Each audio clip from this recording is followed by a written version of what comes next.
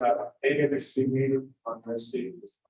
But Christina called me and said the PowerPoint was great. She took a video. Jeremiah really laid it out in very simple terms. What I'll be reporting it out at the next regular meeting. And where we need to go to lift the moratorium. He did a really good job.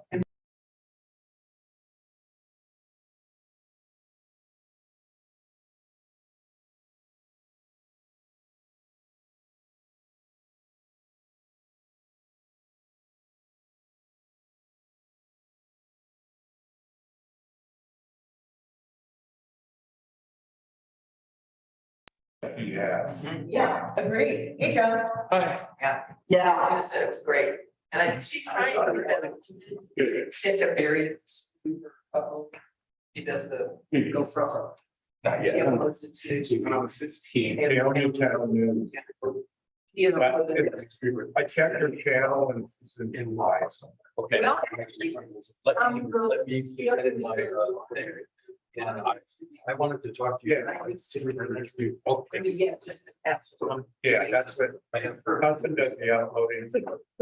Yes, but I talked to her today too. I think I really got slot. And it's like there's some. Oh,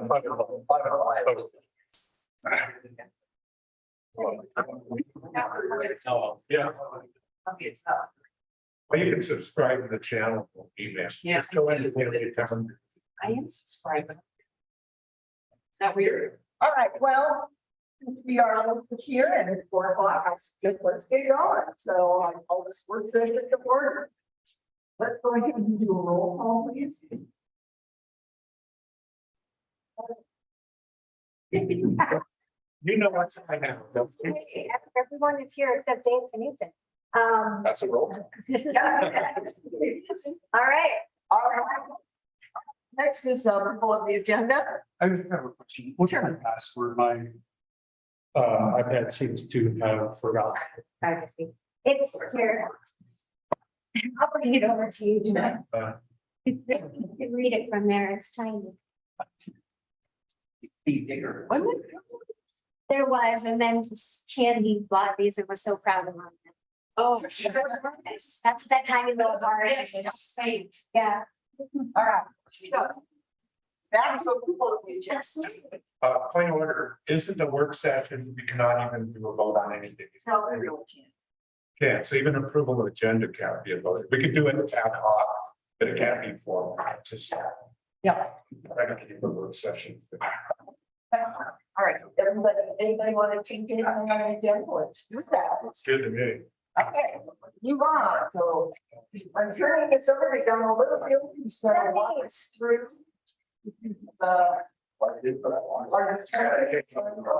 Everyone, 402.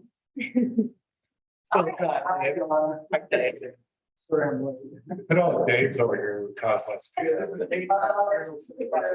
And I'm a D too, so. We gotta say it, yeah. Okay, so my name is and I have lived in the Valley for over 30 years. I just want to go by a little bit of introduction for those of you that don't know me, and then some of you who do still don't know probably all of these things about me. And I came here originally kicking and screaming because that I was sent here as part of my internship for grad school in social work.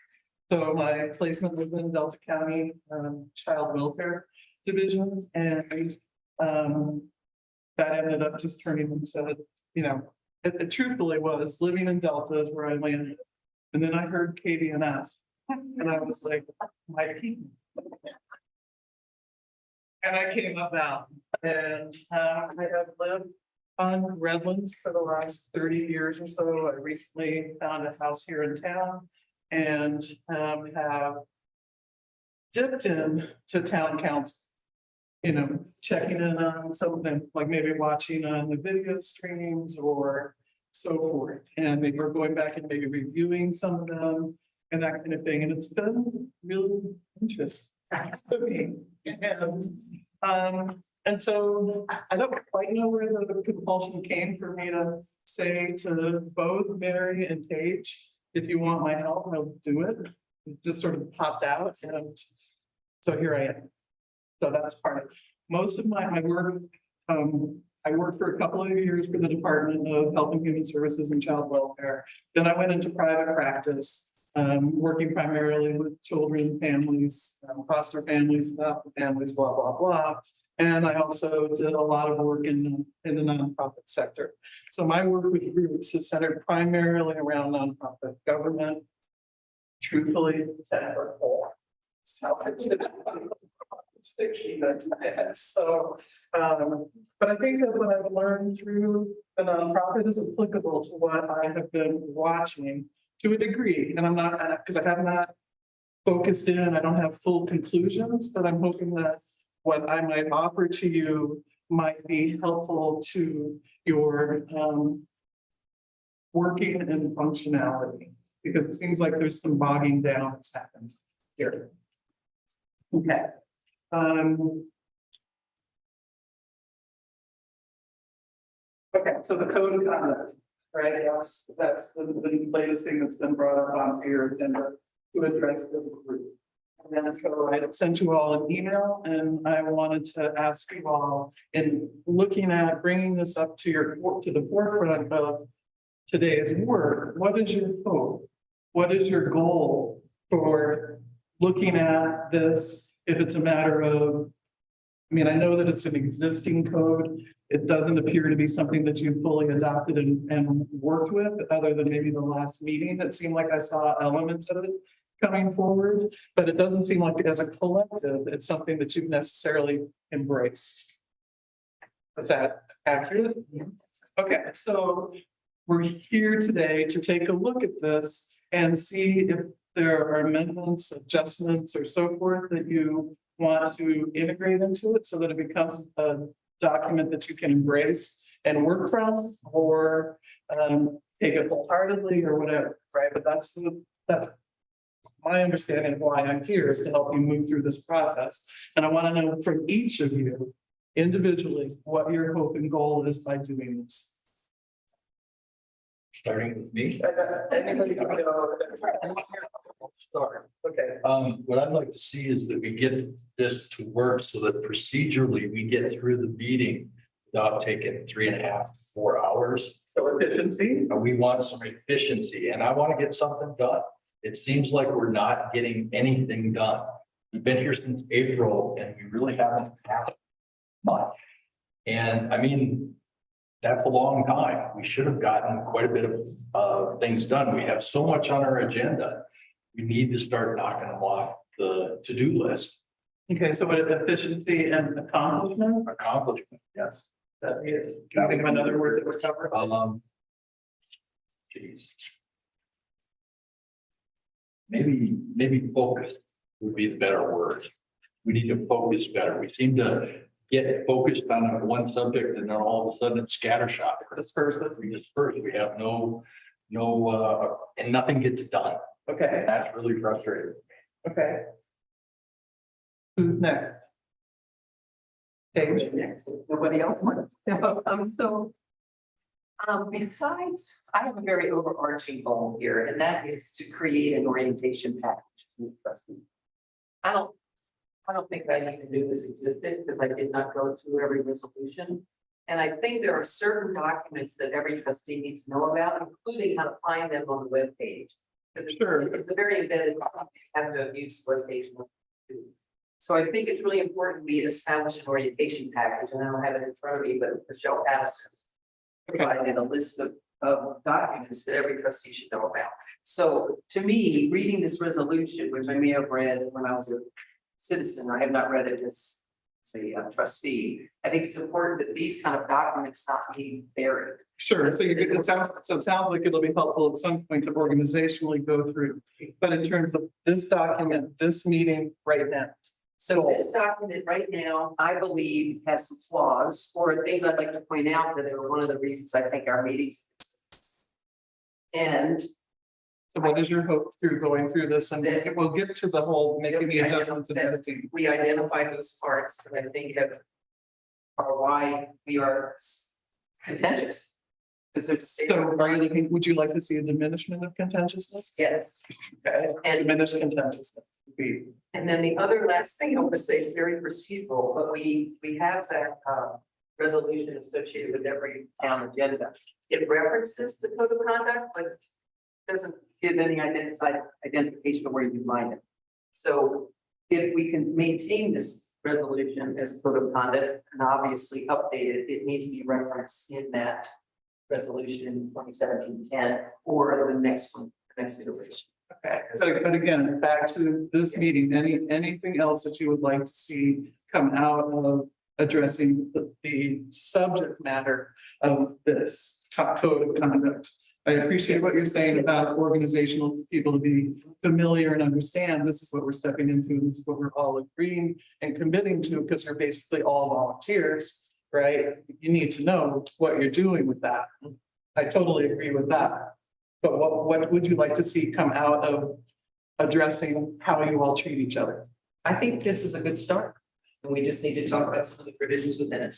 But I would suggest we could maintain a code of conduct into the future, revised based on some of the discussion today. Okay, so maybe, so I want to try and get you down to the parts of things that are happening in the meetings here that aren't as effective or working as well for you, that you would like to see change and shift. And again, in a general sort of way that we're, so far these ideas have been brought forward. So it's a little more concrete.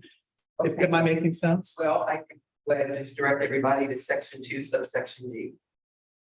And that could be part of the discussion. No, not right now. We will go, we're gonna go through the document. Let's leave it at this. It's leave mine, but there it is. Okay. Because you get my overarching concern about lack of information. So I want to see that. You want to see trustees being fully informed. Yes. Okay. Can add that. Thomas.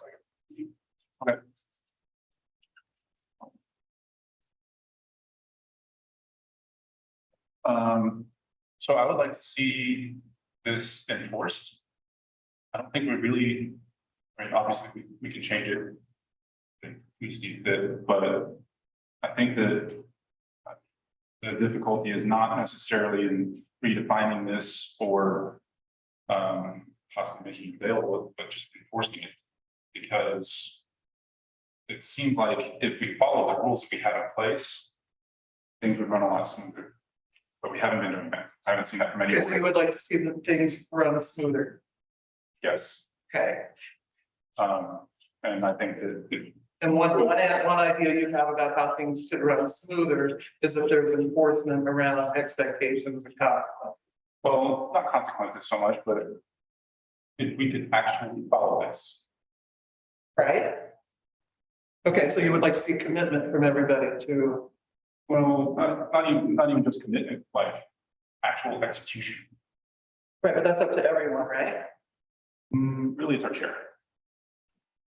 I beg to differ. I think that every one of you, you're talking about the code of conduct for each of you of how you're treating each other. So you, when individually, you make a commitment to follow what this. In meetings, really, the role of enforcement is up to the chair. Is it not? Okay, So I see. but she doesn't have control over whether or not to pick on, but any one of you commits to treat people with respect, I think is one of the things in here, not talk disparagingly about staff, blah, blah, blah. She has no remote control over what anybody does. So each of you individually need to make a commitment to this code of conduct, your conduct. In the meeting, but I'm reading, okay, let me read through briefly what we have here. And we're talking about resolution 2017-06, right? That's our. Okay. Code of conduct. We're all talking about the right thing. I don't have it memorized, but. Okay. So, the members of the board, including the mayor, must act within the scope of their lawful authority in accordance with the highest ethical standards and in a manner that accords all persons with respect and dignity. I'm sorry, Thomas, we moved, I promise, we're gonna go through it bit by bit. In order to be clear, can I finish? If it gets to your point of what you would like to see come out of Okay. addressing this code of conduct. Yes. Okay. The board desires to establish minimum standards of conduct. Failure to comply with standards would constitute serious misconduct. Board intends, where you can summarize them. Board intends the standards of conduct be enforceable by such consequences, right? No member shall purport to speak on behalf of the board. No member shall make commitments or promises individually Yes. for the board. At board meetings, no one member shall attempt to dominate the discussion. I'm sorry, Thomas, could you please come around to the point?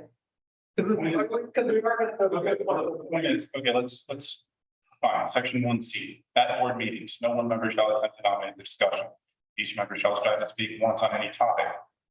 And allow each other member to speak on that topic before speaking again. Members shall seek recognition from the presiding officer before speaking. Members shall primarily direct remarks at board meetings to the board as a whole, rather than engaging in back and forth arguments with another member. So this is speaking about our behavior in board meetings. The board meetings are under the control of the chair. Yes, I would like to see the chair enforce these rules. okay. So you would like to see the agreement that you all come up with. Whatever revisions may happen to this document, you all are going to be making the agreement to abide by this individually and collectively. And so you would like to see that the chair, as the person that is leading this group, I would like to see leadership. okay. Do you feel like leadership is covered in this document? Like the gaps you feel like it's present? In order for this to work, we have to have a strong leader. And I don't think that we've had that in the past 6 years. So if there's another mechanism for this to be enforced, I'm sorry, how long have you been on the board? since March. Okay, so can we only talk about March? No, Now, please. so we're not supposed to disparage. I think probably as part of this, we're not supposed to have remarks about our current board like that. But we can speak about previous boards, and I did it in meetings for since I've lived here. So I haven't seen this. Like, this document is interesting, but I've never seen it enforced. I've never seen it followed. I would like to see it followed. Okay. So you would like to see a commitment by everyone to follow this code of conduct? Yeah, So you would like a commitment from everyone to follow it? and it doesn't really. Of course, I mean, it does, because it's I think what you're pointing out is you're feeling like your mayor has not been effectively enforcing these expectations. And so if you all, every one of you makes a commitment to this document, that will include her doing that part of enforcing it, as well as each of you keeping your your conduct, for lack of another word, your way of operating also following these same guidelines. What I'm hearing is, it sounds like you're asking for a promise. I'm not interested in promises. I'm interested in results. As am I. As am I. If we can have a way to create results, or a procedure as part of this, or whatever mechanism we can come up with, to make sure that it's actually followed. Okay, well, and if it's followed, Yeah. then what is your hope? Your intention, your plan of what then will happen with this group? What will you be able to do that you aren't able to do right now because you're not following this? Why I was being heard as presentations there. We would have higher ethical standards. Okay, so higher ethical standards is one thing you'd like to see come out of this. What I'd like to see is the reputations, right? What's in the reputation, the part of it. And what about you personally, aside from a document? You personally, in terms of an individual that's engaged and obviously committed because you've stepped up into this role. You're committed to this town and this community, right? And so that's something that you all are, I hope everybody knows, you're an entity, right? You all have been individually elected by the town of Paonia to step into this arena to govern, set policy, procedure, whatever all those other roles are that you do to guide this town. Right? So you individually have made that commitment to have that happen. You have one person who's spoken up and felt like you have not been effective since you all have been this particular group. So I'm asking you as an individual, what is it that you would like to see it enforced? You would like to see all of that happen to what end, with what outcome? Good governance. Okay, good governance. What else? Yes, you put that, Terry, put that up there.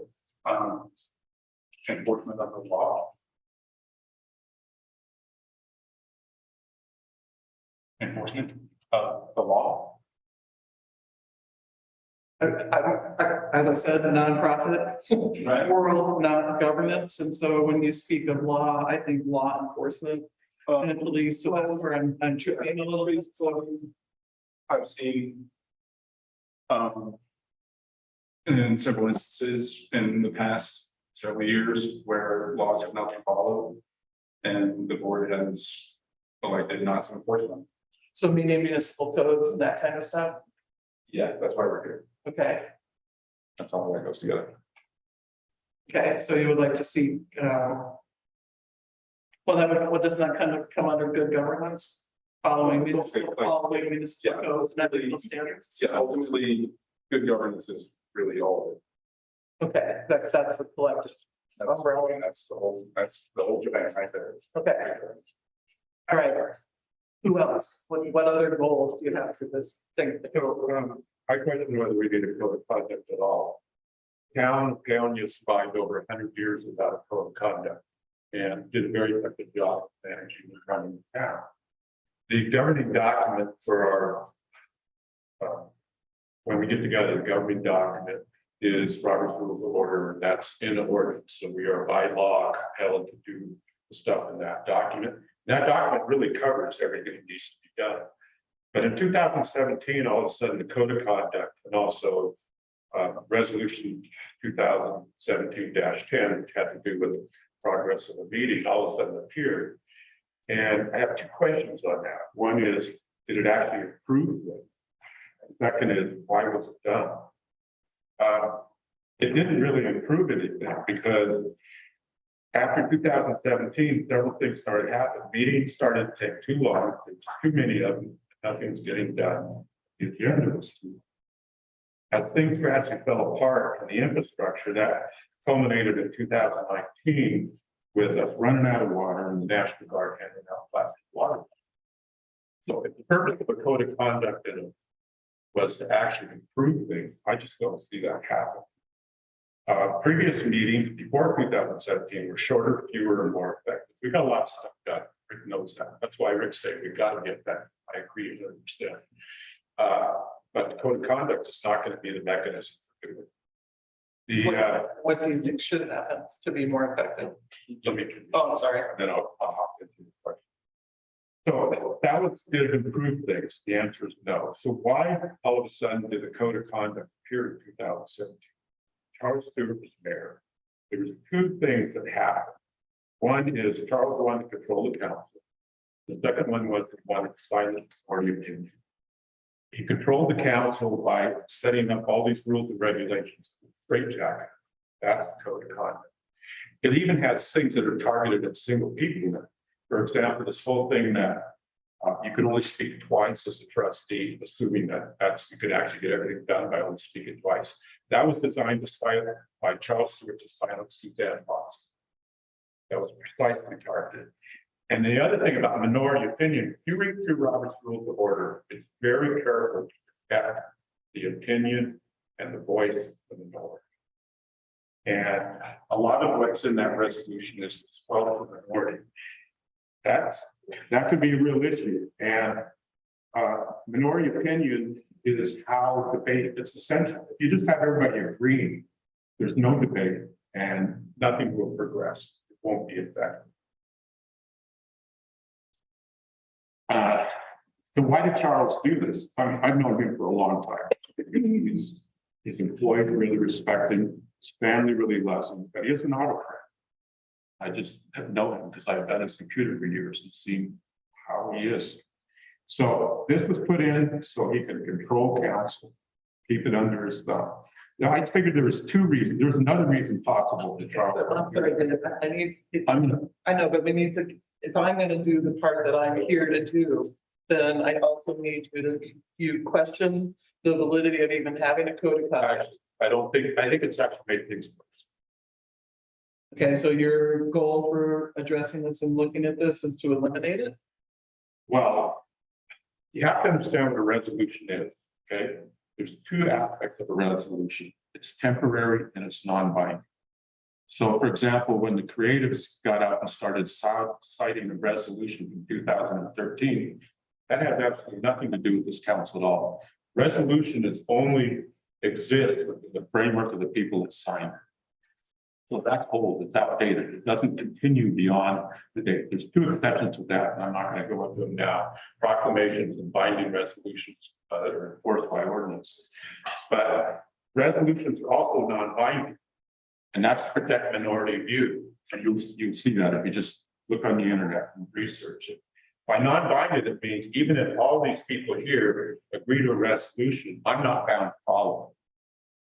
Okay, and if somebody signs that resolution, and then later decides that it's not effective, they're not bound either. That's the essence of a resolution. It has no force. A resolution is a statement of intent. It's not an action, because Barbara's talking about enforcing a resolution. You can't. Resolutions are not enforced. Okay, so what would you like to see? I'd like to see us go back to a way of running meetings that was highly effective before the code. So you would like to see the meetings become more effective? Yes, but getting rid of the code of conduct is part of being effective. In your opinion? Yes. The board has tendency to micromanage, and I think a lot of the contentiousness and the length of meetings stems from the tendency to micromanage. So the relationship, the interaction between code of conduct and the tendency to micromanage is probably fairly oblique, but I'd like to see that. So you would like to eliminate micromanagement? Well, I'd like to reduce that tendency, sure. I'm not sure how you would, by declaration of but it's probably a factor, has to do with conduct, has to do with procedure, has to do with a lot of things. Anything else in terms of addressing this? No, Topics? that's my word. Okay. Dave and Mary, you know, for me. Two things, ownership. Board doesn't have ownership.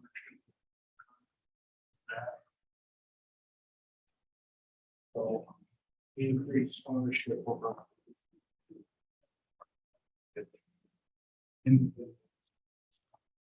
I'm sorry, what? Individuals, this is not applicable. It's more the individuals. And myself included, allow ourselves to engage in all kinds. So I like to see individuals. Ownership. What we expect of each other. I think what we're getting at here is what do we expect of each other?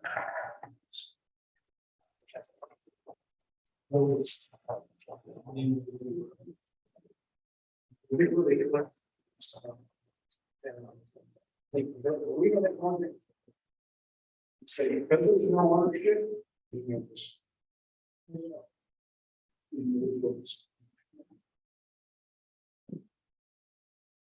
Does everybody understand what he means when he's saying individual ownership and discipline?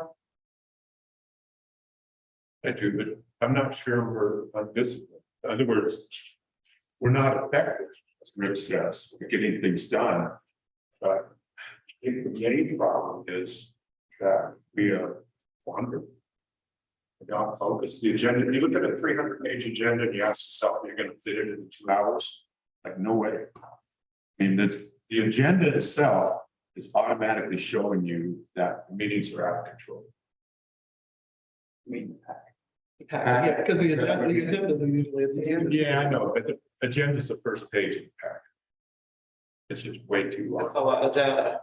There's a lot of homework before you ever walk in the door. Right, and so the more data you have, the more trees you have to get lost. Right. It'd be, if we were more concise, maybe more things happening down at the staff level, so that what we were given was filtered down to a more concise document. In a way, in the old days, when everything was on paper, there's no way everybody's gonna get handed 300 pages of paper. Once we went digital, all of a sudden it ballooned. And so we lost control of the meeting. So, well, I guess that's more of a solution then. Yeah, it is. Okay. Mary, I would like to see an air of respect. I think we lost that. Respect for each other, respect for people who attend these meetings. Many disparagements of art have been made about staff and about the people who attend these meetings. It's really a sad situation. And it's such a very bad. Oh, it's such a very bad example. Yeah, our behavior. I think actually throwing people out of the meeting by police was not a sign of respect. I mean, Mr. President. Trustees, yes, Thomas. I think maybe, I guess enforcement didn't make it up on the chart, but that's okay. Rather than enforcement, maybe implementation or execution would be a better, Of whatever it is you all come up to agree to. right, because let's see a lot of planning happen and not execution. Right. Probably the same problem as what we're talking about. Okay. Anything? What I've seen in the meetings is they tend to get hijacked by the minority voices in town. A lot of the time we spend in the meetings are taken up by people that are opposing whatever is in front of the council. And it's almost without exception, every meeting we have opposition. And we have people that we can't do this because we have to do this first. Well, this takes 3 to 6 months to do, and this is in front of us today. And that kind of thing is where we're bogging down, where we're not getting anywhere. We need to focus, and focus is the biggest thing. And sorry. So when you say the IPAC, Okay, that's fine. when you say the hijack, are you saying that as a board that somebody in the public or whatever raises an issue, Right. and then you as a Just board run off? Yeah, it just blows up. And instead of taking 10 to 15 minutes in a process, we're spending 30, 45, 50 minutes on a single thing on the agenda. And at the end, it seems like we can't agree on this. So now we're just going to push it back, kick the can down the road. And that's where we're getting more and more bogged down, because each meeting we don't finish anything, so it gets put onto the next agenda. So now we have this to go through as well as the month's business. Okay. And I think the consent agenda would help us a lot if most of the routine things went on, we just did the consent agenda. Because it's non-controversial, pay the bills, I mean, that kind of thing, it just gets done. That's what we did before, and we don't have to read the entire budget in front of public in order to get the budget approved for the 2 weeks. And that seems to be killing us. So Rick, Jim Winfield's solution to that is the Hotchkiss mayor is to allow no public input at all, including reporters. That's a rather extreme. That's, we obviously are too far one way, too far the other. What's your recommendation to find the middle ground? We interviewed 2 lawyers, and our past lawyer also mentioned Bob's Rules of Order, which is a consolidated and designed for municipalities set of rules. And I would love to see Bob's Rules of Order. And maybe we could change the Robert's Rules of Order. One of the things I know about it from past organizations I've been in where you use Robert's Rules of Order, it's a wonderful way to jam the process up. If you're a minority, if you want to stall something, it works. Because there's a rule for damn near anything and you can stop it. That's where we're getting hammered. You know, we can't get anything done. And what our purpose, we gotta all ask ourselves, what our purpose is here. Our purpose is to get the town policies and to govern, not to micromanage, not to nitpick, basically. And a lot of the stuff that we're getting is, it's entirely too detail oriented. It's not the kind of stuff we need to do. I know that we have to have detail. We've got budgets and everything else, but we're in our first meeting of the month. We got another one next week. And I've got 2 other meetings that I have to attend to besides these meetings. And we're not getting anything accomplished except in committee, it seems like. And going to committees, in my opinion, was one of the best things we could have done because it takes public input. They don't have to come to the meeting and go through the process. They can see us face to face. We don't make decisions, but we can bring the public input in, and that's what we're supposed to do. And I'm hopeful that that's going to work better, and perhaps that we'll get more efficient and less contented about it. We got to leave our egos behind at the door. This isn't about us. Yeah. It's about the tax. And that's what we need to have our heads with that. So do you think we should go ahead and put stuff to committees without even putting it on an agenda?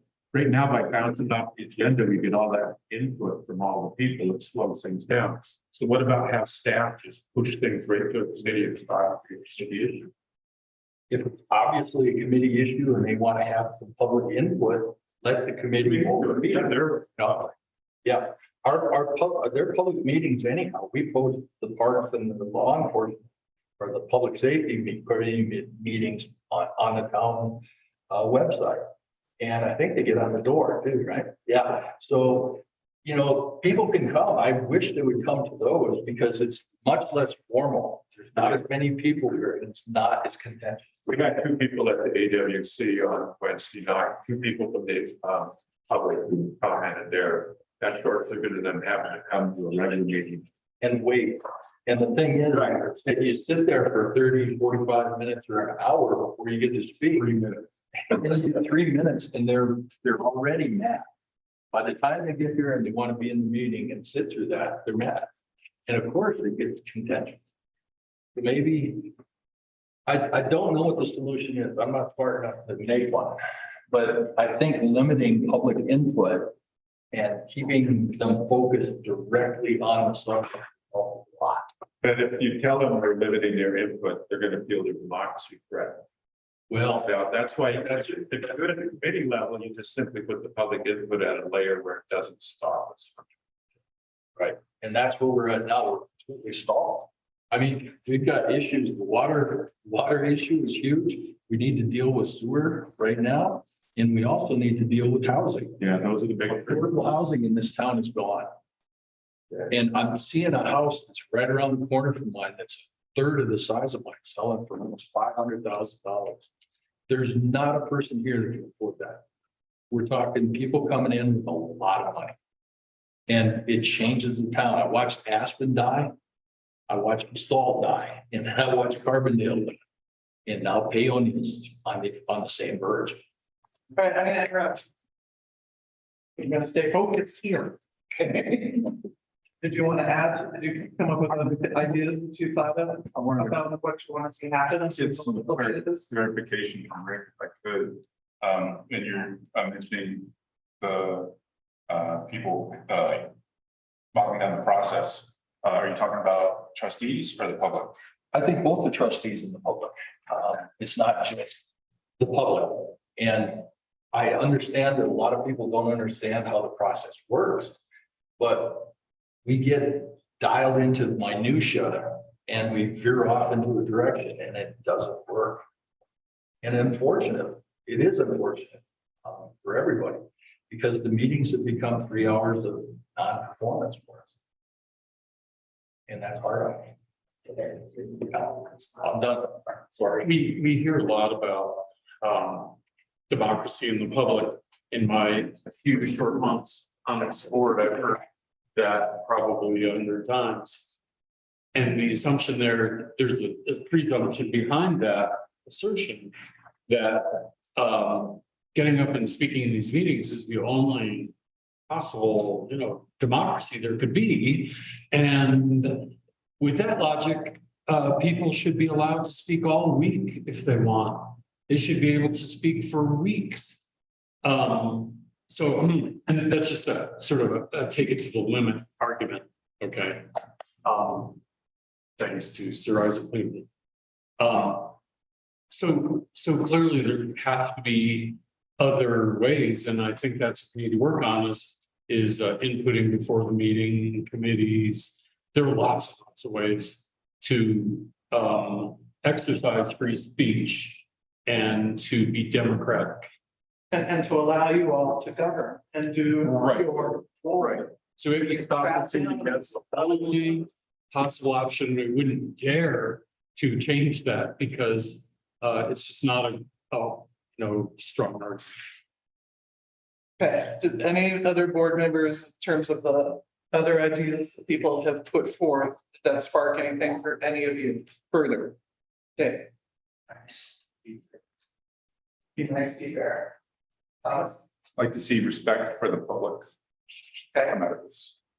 respect all around, For the public, all around, for the public, is what I said. okay. No, Dave, to your be nice, be fair, I'd add be honest too. That's in the same.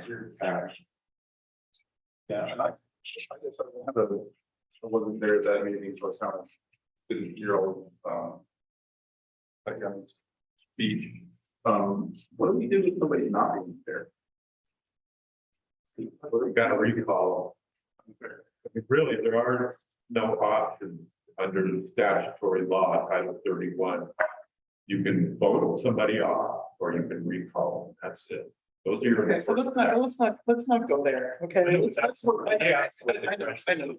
but let's not go there. Right now, we're trying to work toward finding an effective, efficient, working board.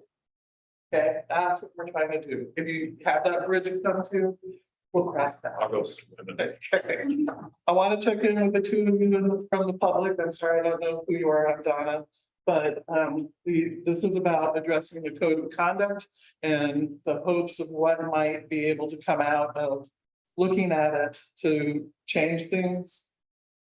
Whatever, do you have any input about any goals that you would want to see them accomplish through looking at this document? I do. I'm Suzanne Watson, and I didn't hear the whole discussion because 4 o'clock is a little early every working person. I don't know when you have committee meetings, but my experience has often been during the day when people who work can't. So that's a concern, to think that you would be doing business and listening to the public during committee meetings. I think there's a tendency to see the darkness here in the council. It's easier to secretly listen to people. When I come to the meeting and I speak up, I'm on camera, I'm on the public record, I'm there for the whole world to see. People can see how I'm communicating with the board, what I'm saying to the board. That's sunshine. That's sunshine. That's what we must strive for. So when you have people coming to the council on the street, you're subject to influencers. I have no idea what people are telling me. I have no idea. There's no way I can present the opposing view. For instance, what I'm after from you and asking from you is if they, with addressing this code of conduct, yes. what would you like to see come out of that? Yeah, so what I heard is I'm responding to something that a board member said that is influencing you and the way you think, and I like to put my. But that's not the discussion we're having right now. So that The board member when they were discussing. So what I'd like to say is when you do have public comment, why don't we have open emails? Why don't we have a place where, well, I can know what people who have come to you said. If we want to see sunshine and things moving along efficiently, I think it's a lot more difficult for every single board member to listen to people on the street stopping them than to have one person speaking at a meeting, member of the public, talking to all the board members at one time. That's efficiency. Okay, I appreciate that. Is there anything else that you would like to Yes. see happen from them addressed? Yes, I would. I like to say when we say be fair. What is be fair in terms of an elected board and the government? Be fair means you're following the laws. You're following the laws that you are, that are set there, the framework that's set there for you to follow. That executive session meeting we had was illegally noticed. That was illegal meeting. That's good. That was not being fair. Sorry, that's something. That was not being fair. And I find that you have quite a bias. I know what group you belong to, and I don't think you're an effective moderator. I've heard you speak at meetings and you definitely have an opinion. And you don't even want to do. Did you have anything that you would like to contribute? I think the most important thing is to have public input. That is priority. Trying to limit that is false, and it's gonna fall down. Tom has already made a rendering of how much time is spent speaking by everybody in several meetings. It turned out to be Mary and some of the council members, not the public. Okay. All right. Are we talking about right now for clarification? Is this the board?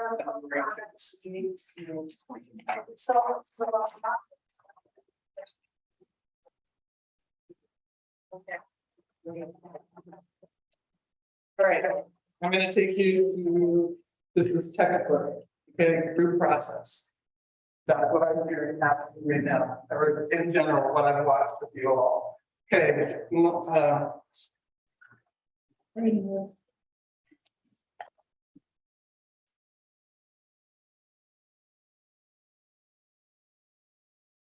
there are more academic names for everything that I'm gonna take you through with this process. But every group that comes together, whether it is a nonprofit board, whether it's a therapeutic group, a working group, whatever, you bring a collection of different people coming together to try and work on a specific thing, right, that you're passionate about and so forth. Everybody comes from all these different perspectives, all these different life experiences. They come together, you all come together and you form a group, okay? You all were elected and you have now been formed as the town council. And really, this is truly textbook. It happens all the time. This is nothing personal. It's textbook. 2, storming. That is the second step that happens. It happens inevitably because we all have our perspectives, we have our viewpoints, we have our ideas, we have our life experiences, we have our notions, we have our visions, we have our hopes and our dreams for what we bring in to the group that we've just joined, right? And those are disparate because none of us have the same life experience, the same worldview, the same solutions, the same perspectives or anything else. So when you come together like that, you bounce off, we bounce off of each other. Inevitably because we're human. And we bring these new and different perspectives together. The third step is norming. So this is when a group that has been bouncing off of each other, trying to figure out how are we going to work together, sits down and starts figuring out how are we going to work together. Oftentimes what happens because we're so invested, right? We're so invested in our perspective, so committed to our ideas that we get, and I can't tell you how many times in terms of working with families, couples and kids and blah, blah, blah, as well as in organizations, right? I believe this so strongly. This is the answer. This is the answer. No, this is the answer because I believe this so strongly and completely, right? And so we get locked into this idea that compromise means you come over here. And when you agree with me, we have found compromise. But this viewpoint is just as committed, and it's like, no. We're here, this is where we make our, because when you skip my way, and you do it my way, then we're in agreement. The reality is that compromise means you give a little to get a little, and you find your way to the middle ground. So that you have disparate views, different ideas, different perspectives, different solutions, different notions, but you find the middle ground so that you can work together and you can become effective, efficient, and working. Okay, is that any questions so far? I have one thing, it's that, we're a little bit different than like a nonprofit, which can work with consensus. We're supposed to have debate, supposed to argue back and forth, because that provides the seed for the idea that comes out from cooperation. Trust me, it's So not a problem. contention, I think contention is important, that it exists in the council, but it be done polite. And I'm gonna go back to Orson Welles' quote in The Third Man, where it said, 40 years of war, the Italians gave us the Renaissance. 400 years of peace, the Swiss gave us the coup. And so it's a little bit of that fighting has to be there, because otherwise we're just gonna not be very effective. And I'm gonna tell you, in every nonprofit that I've been involved with, that happens, because again, there's just as much commitment and passion behind. You know, the Ballet Youth Orchestra, one which I use KVNF. There's passion behind all of those things and ideas about what needs to happen in order to move forward, to evolve, to take the organization to the next levels. There's always contention, always. And that debate, I agree, it's totally healthy, because if you, like I said, it's so easy to get locked into our viewpoints and our perspectives that you got to come see it my way in order for it to work. If we have that understanding that we all have different views, we can create an openness to consideration of perhaps this particular view that I felt was such an absolute and its sole solution. If I could open to, oh, I never thought about it that way. I never looked at it that way, right? That can create that it is, it's healthy debate. It's healthy to be able to come about to that middle ground that is workable for everybody. Absolutely. Okay. There was like a classic inability to see the world through anyone else's. You're stuck in that. You can stay stuck. Organizations can stay stuck. And so that ability to be open to influence is really key. And if you're not open to influence, then it's going to stay stuck. And completely stay stuck. And so there are things that will happen in the meetings where I've heard Rick or Dave or Paige or Thomas say something, I go, oh, I hadn't thought of it that way. That's, I think, one of the forms where if our behavior is open, it's that way. I just want to point out an overarching point here is that we were elected to represent the town of Paonia, and we are bound by the Constitution, state law, and the town law. So that to me is, and this is what I kept referring to, each member shall comply at all times with applicable state statutes, municipal, Paonia municipal code, procedures. So that is where we're falling down. And that's where the contention comes from. And I think we all need to understand, we were elected to follow the code, and that's the oath of office we took.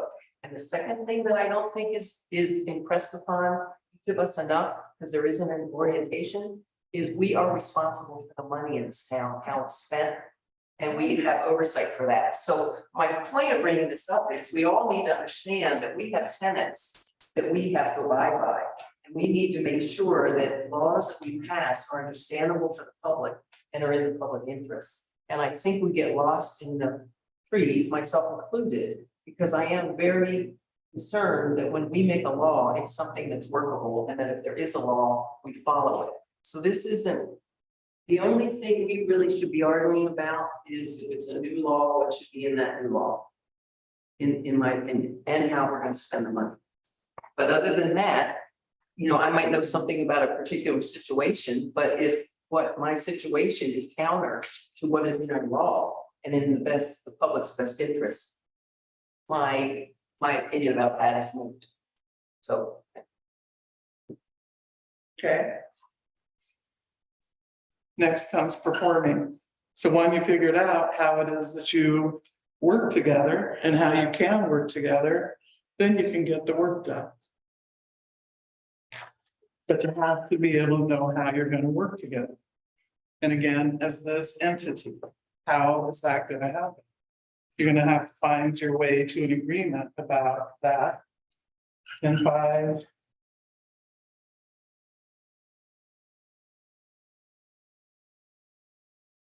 when your tenure is over. When this collective is done, you adjourn. Or adjourning, depending upon how you need to say it to fit with all the rest of the other rounds. I think you're right, we need to learn to perform. And when we're overwhelmed with too large an agenda, it's hard for us to get a grasp on how to get together, work together, because just sheer mass is too much. We have a more cut down agenda, and learn how to do that efficiently. We could probably grow to a larger. But right now, there's just too much that's being thrown at us. And too many special meetings. I mean, it's at the point where I wonder if some of us actually have a life outside of government. No. I would echo what Don has been saying, Yes. is that unless we have norms that we're gonna follow, it doesn't matter how many things are together. We are still gonna, we have a 2.5 hour meeting, 5 things. The last 4 5 things that it took us 2.5 hours to get through. And why is that? Not because it was a small agenda, but it was because the norms weren't being followed and we were.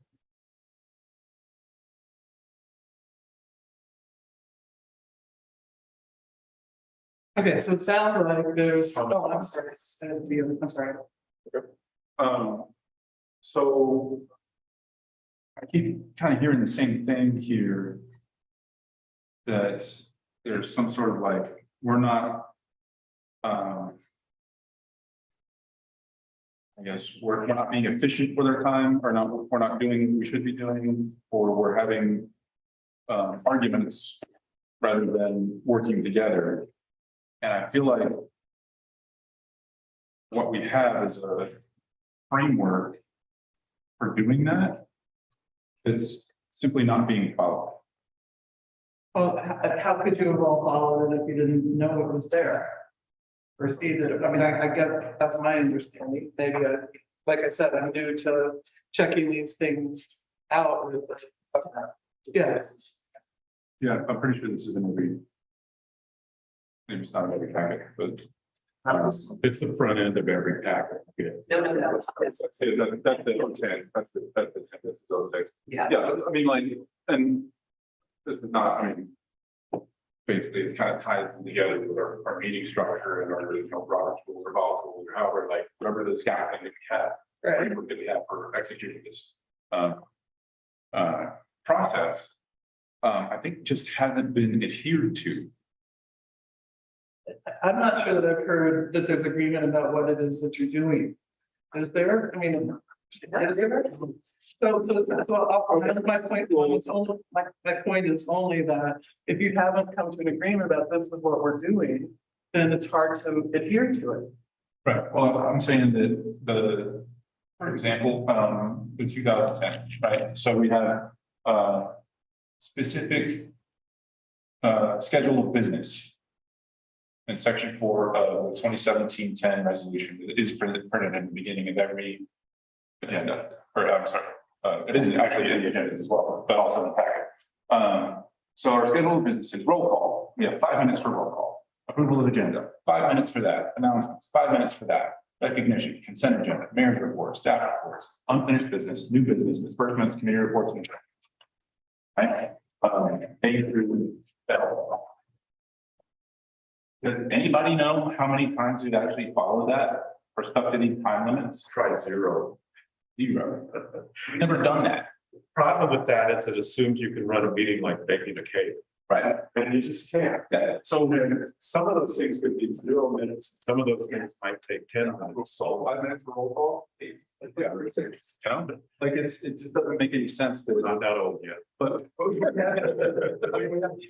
Like, we have Robert's rules that really aren't strictly followed, or even like loosely followed. So. Like, why don't we try doing what we said we're gonna do? Because none of us have agreed on what that is. It's written down, But on the other hand, the other thing is, it's in our. everybody said last meeting was wonderful. It was so well done. 2.5 hours for 5 agenda items. So that is not a problem. We have other problems that this board needs to attend to, and Robert's rules may be a piece of it, but it is not the biggest element. So what is it? What is the biggest I element? think it's a convention. I think it's the being led astray by a couple of people that then takes us someplace else. I think it's being so focused on the tiny little details that we miss the big picture. We spend 5 hours, or that's way exaggeration. We spend a lot of time talking about the 3 cents on the agenda or on the disbursement, instead of talking about the big picture. We talk about 33 cents on the budget, instead of looking at the fund and how is the fund doing, and are we okay on the fund? We're getting pulled away into little bitty things, and then the micromanaging, as John said. Administrator, well, no, even that's, so it's your job description, you know, we're gonna tell you what to do and what not to do, and in minute detail, and then we want Jeremiah to do this and that. And again, it's way outside our purview. I just have to say, I so disagree with what you're saying, Mary, simply because disbursements are as important as the budget. Everybody needs to know how money's being spent in that 2-week period, and right now we slept over it. We ended up putting it early on the agenda. It's important. We are in charge of that, and the public needs to know. And here's the other thing. I think for me, the elephant in the room is the quality of what we get to vote on in the packets. You're not getting ordinances that are properly reviewed so that they aren't inconsistent with existing code. They don't contradict themselves within. That is the reason this takes a long time. I end up having to review those codes. I shouldn't have to do that, but I do because it's not being well done. That is the elephant in the room for me. Okay, so as an example. Going over specific budget items. I think is absolutely something that we need to do and is worth our time. For example, our new chief of police took a trip, right, when he first showed up, which was expensed, but paid for part of it with our current target. And normally in budget items, you say, how's this look? Okay, good, everything. Spend $50,000 this 2 weeks. Thanks very much. But with the opportunity to get into the minutia, the detail, and micromanage that budget a little bit, I realized there's $1,400. I thought it was about $2,000, but ended up $1,400 or so that we're double spending. And I think that is real damn important. And I wonder how many times that's happened other times where nobody caught it. I'm sorry, is there a finance committee for you guys? Yeah. They're relatively recent. We just committed. Okay, so Maybe it's okay. I mean, it's just, this is, you know, this is the blind ignorance, all right? Yeah, I mean, I'm gonna be- But then do you all then meet regularly to look those disbursements and give the review? So you're really the check mark of Yes, that. we are. But everybody is a check mark. All we are is a preliminary review. And then the board has to okay all of that. And so what used to be done was there was more readout of the disbursements in the regular meeting. Now we just reference the fact that it's in the packet, that anyone that wants to comment on it, any board member can. And Thomas has, he jumped in and caught us on things that we missed. So I think that second level review is really important. Finance. Okay, so Can't is just there- be page enough. Okay, but that's one of the things that was just brought up as a point of ad infinitum, is there a way for that to become more efficient? Sure. What would that be? We can do it by email beforehand, if we have a good mechanism for a group discussion like that. I think that having, I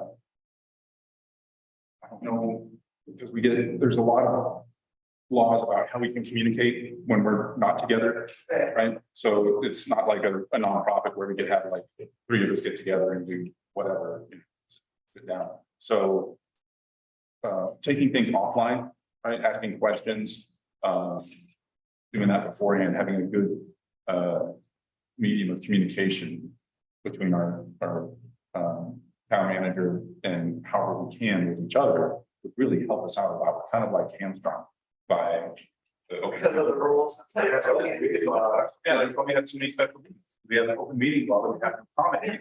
So it's just like a matter of state law, like that's just how we have to operate in terms of transparency, Okay, which is great, and that's.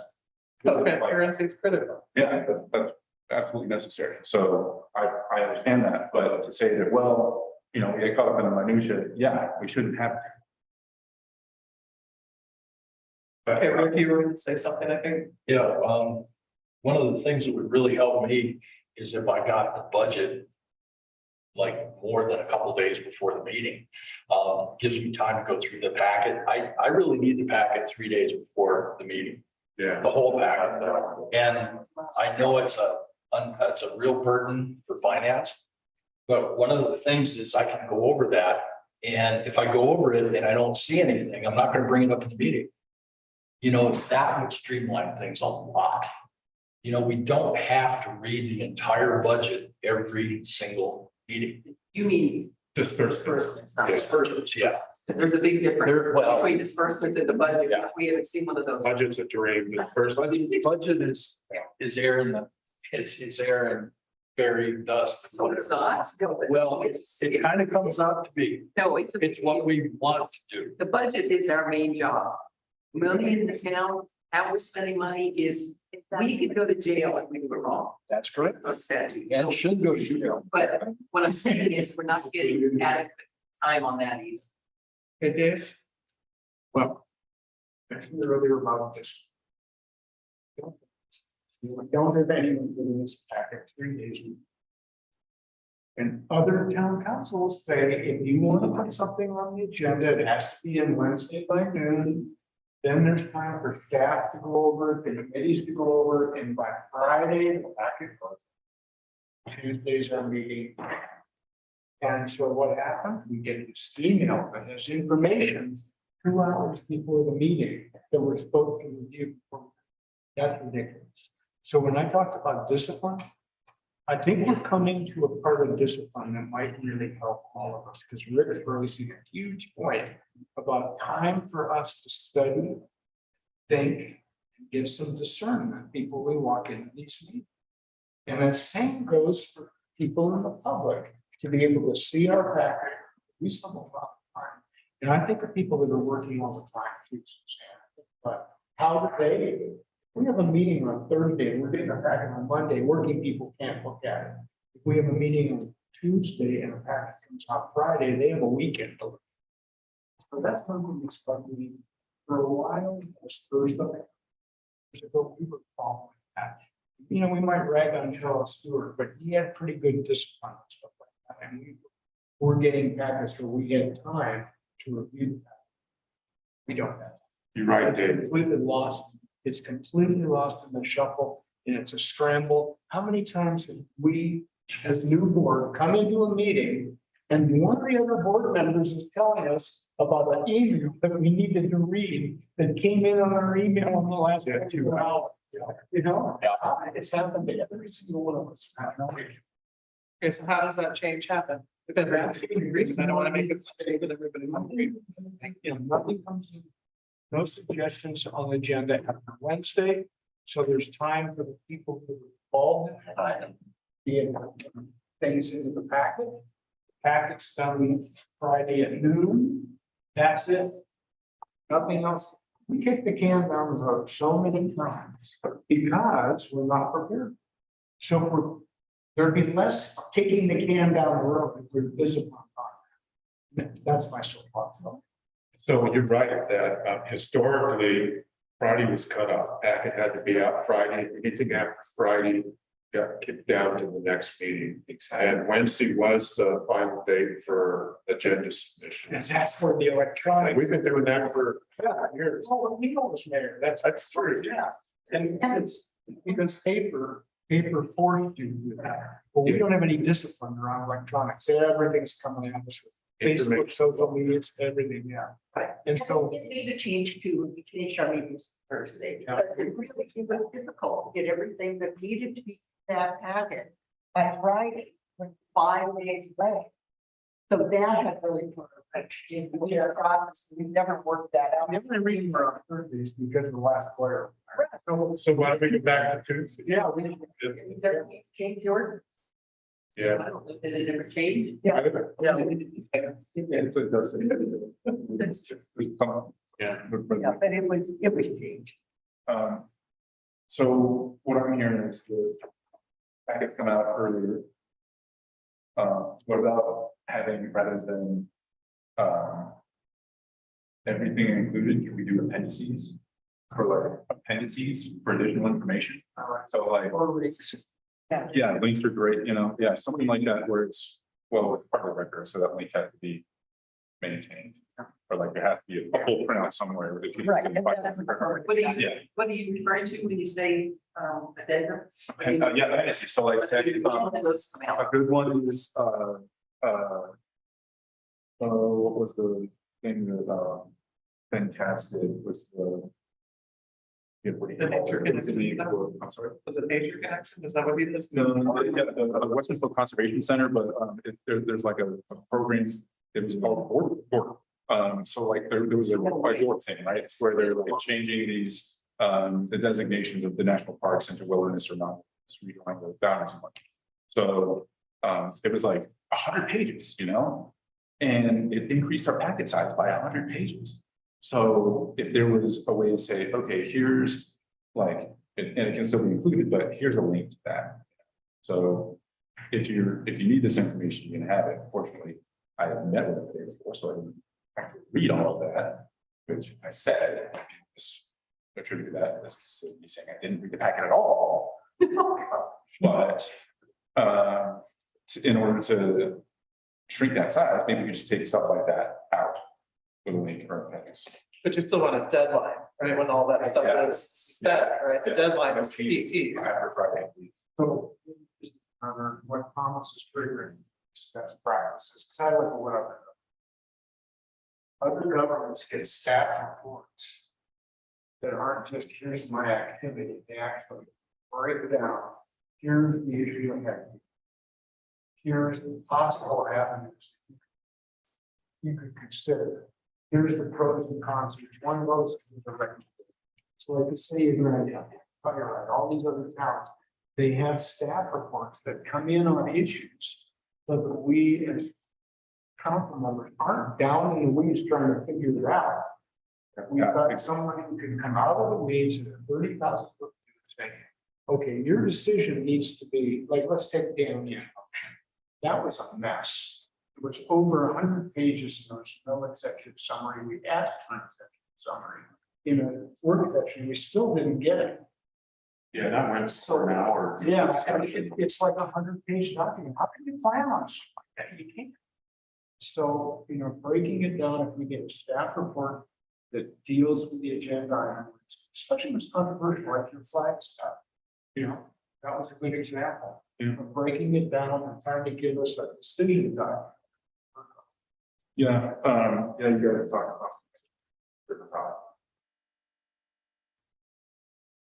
So we're really talking about three different things. We're talking about getting more discipline about how we act. But we're also talking about discipline requiring staff that we have an issue before us. There is an analysis by staff when it comes to us about that issue and things out. That would help me make a better decision. And I think it'd help the public. Yeah. And this is where we're talking about micromanagement. We don't need to be involved in every single small decision. We are a policy board. This is what we do. Yes, we have oversight, but we make policy. And I think that what we really need to do is turn the staff loose and let them do their jobs. That's what we hired them for. You know, we hired a staff, so we didn't have to do the day-to-day stuff. So I don't have to spend 40 hours a week going over town business. So is there, you feel like there've been restrictions? Absolutely. We've cut the legs out from underneath staff. And we continue to do it.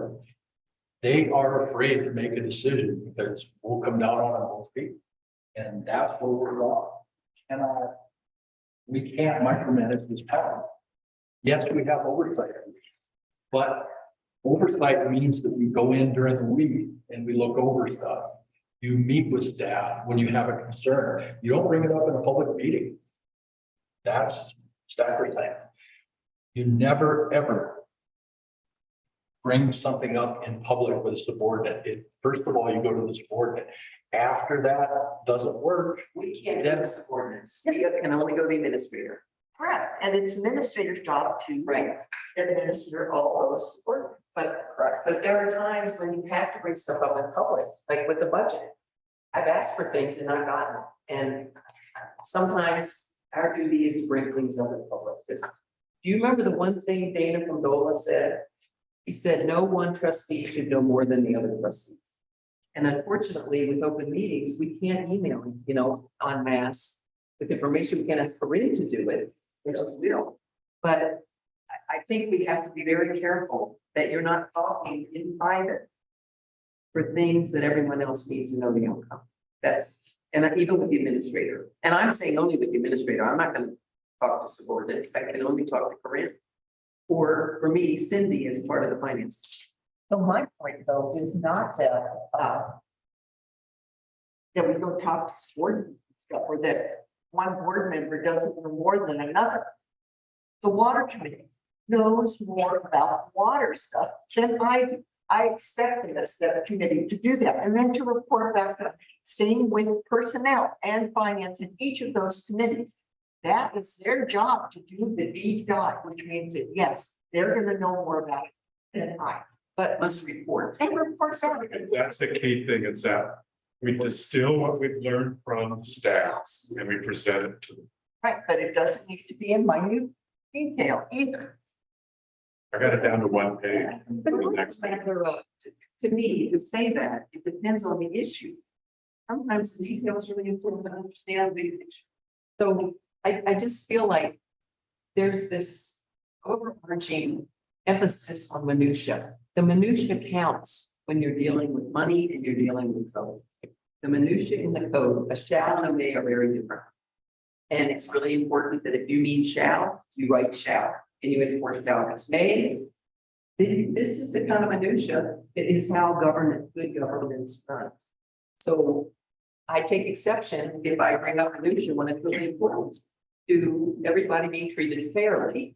And I agree with Suzanne. Fair means everyone is the code and the policies are implemented the same way for everyone. And that's what gets us in trouble. That's not happening. I have a question, I guess, for everybody, and it kind of ties into what I asked before, if somebody's not being fair today. But so say we have a staff member who was not had no background in their job, not qualified for the job, did not want the job, starts doing the job, doesn't really thrive at it, and gets a task for all kinds of things that are missed. At what point does the board begin to take action against that? We don't take action against the staff, we take action against the administrator who administers. But we do have. But I mean, we have an obligation to our town to make sure that we take. active steps to see good management. So, That's that. We only supervise those people who we have authority to supervise, that is the lawyer, the judge, and the county administrator. Period. okay, So in Title 31, it's the board, the ability to hire and fire. That's in the. in the staff, yeah. Okay, so, yeah, my question is like, well, eventually, okay, so my question is, where is that threshold? Because eventually, it'll be too much. Right? Eventually, something will be too much and say, okay, somebody's embezzling money, say, right? In there. Kristen Chesnick shows up, he just like, someone cashed her first. Or whatever she did. What, like, obviously, there was something they could have done before that. We could, like, the board could have done something before that. So what is the threshold and what do we do? How bad does it have to get for us to begin to micromanage and say, hey, that's not adding up, or I'm not getting the information I need, or what's like, at what point do we begin to ask these questions? I think you would, That's as the outside person here, I think you would be asking those questions.